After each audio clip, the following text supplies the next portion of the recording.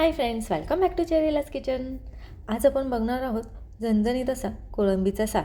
तर चला वेळ न वाया घालवता रेसिपीला स्टार्ट करूया. त्याआधी चॅनेलला सबस्क्राईब केले नसेल तर सबस्क्राईब करा आणि बेल आयकॉनला क्लिक करायला विसरू नका. कोळंबीचे कालवण बनवण्यासाठी सर्वात प्रथम आपण कोळंबी मॅरिनेट करून ठेवूया. त्यासाठी मी ही कोळंबी 4 ते 5 पाण्याने धुवून घेतली आहे. त्याच्यातील शिराही काढून घेतली आहे. आता याला आपण मॅरिनेट करूया. त्यासाठी अर्धा चमचा हळद, अर्धा चमचा लाल तिखट आणि अर्धा चमचा धने पावडर ॲड करणार आहोत. तसेच यामध्ये ॲड करूया चवीनुसार मीठ आणि सर्व मसाला पण व्यवस्थित कोळंबीला लावून घेऊया आणि असंच थोडा वेळ ठेवून देऊया. कोळंबी मॅरिनेट होते तोपर्यंत आपण मसाला बनवून घेऊया. मसाल्यासाठी आपल्याला लागणार आहे अर्धी वाटी ओल्या नारळाचे खोबरे, 7 ते 8 पाकळ्या लसूण, 2 हिरव्या मिरच्या, अर्धा इंच आलं, 2 चमचे धने आणि थोडीशी कोथिंबीर.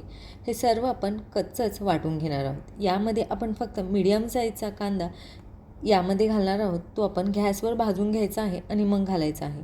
मी हा डायरेक्ट गॅसवर भाजून घेतला आहे. तुम्ही जर नसेल जमत तर तुम्ही हा कापून गॅसवर थोडासा भाजून घेतला तरी चालेल. आता ह्याची आपण यामध्ये थोडेसे पाणी ॲड करून ह्याचे आपण बारीक मसाला वाटून घेणार आहोत. तर याप्रमाणे मी एकदम बारीक असा मसाला वाटून घेतला आहे. आता आपण कालवण बनवूया.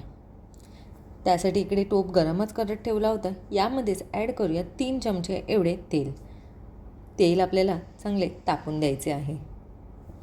तेल तापले की यामध्ये आपण ॲड करणार आहोत मसाले. इकडे आपले तेल गरम झाले आहे. आता ॲड करूया मसाले. तर मसाल्यांमध्ये मी 2 चमचे एवढे आगरी मसाला घेतला आहे, 1 चमचा लाल तिखट आणि अर्धा चमचा हळद पण घालणार आहोत. तसेच एक मीडियम साईजचा टमॅटो मी ॲड केला आहे बारीक कापून. इकडे आगरी मसाला मी बाहेरचाच वापरला आहे. मसाला शॉपमध्ये तो इझिली तुम्हाला मिळून जाईल.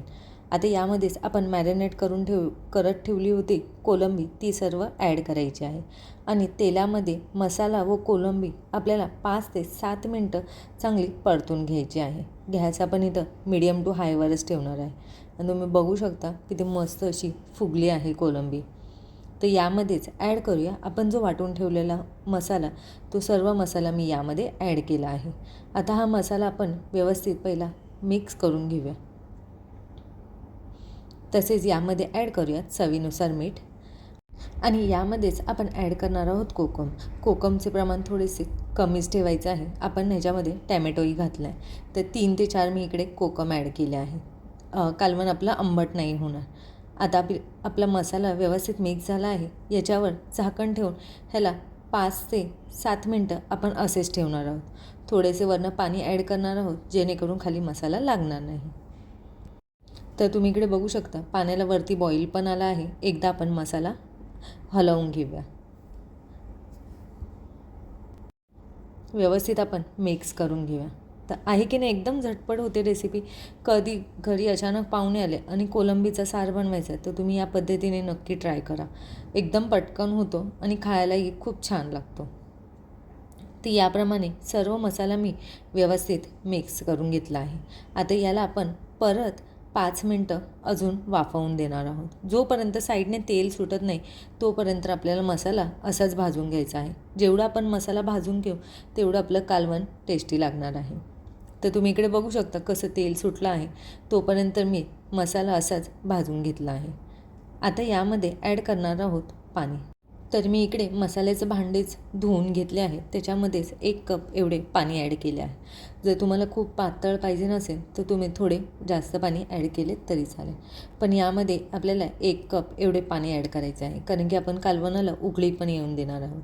त्यासाठी कालवण उकळण्यासाठी आपण 1 कप एवढे पाणी ॲड करायचे आहे. तर तुम्ही इकडे बघू शकता मस्त आपले कालवण उकळले आहेत. आता आपले कालवण इकडे झणझणीत कोळंबीचे कालवण रेडी झाले आहेत खाण्यासाठी. तर चला सर्व करूया. तर हे कालवण तुम्ही भातासोबत, भाकरीसोबत, चपातीसोबत खाऊ शकता. खूप मस्त लागते. तर घरी नक्की ट्राय करा आणि मला कमेंट करून नक्की सांगा.